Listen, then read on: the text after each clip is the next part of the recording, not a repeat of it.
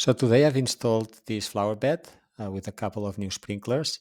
I've probably saved around $600 and I plan to invest that money somewhere else. This area here was a bit wild, like this section over there. And so what I've done is I've cut, this is an existing sprinkler for the lawn, so I've cut a section here.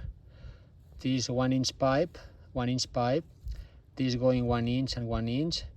That's a half-inch flexible pipe, and this tip here is 3/8 of an inch.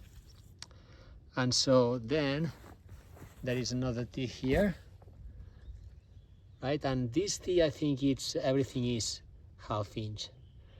It's going into the 1/2 inch pipe, and that one is going over there, and this one is going over here.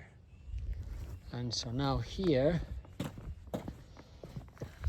I've installed different type of sprinklers. This one is for spraying, because the idea is to have a flower bed here that is wild, but with the flowers that we like. So we pulled all the weeds and all the flowers from here, and we plan to seed with new flowers, beautiful flowers like daisies and so.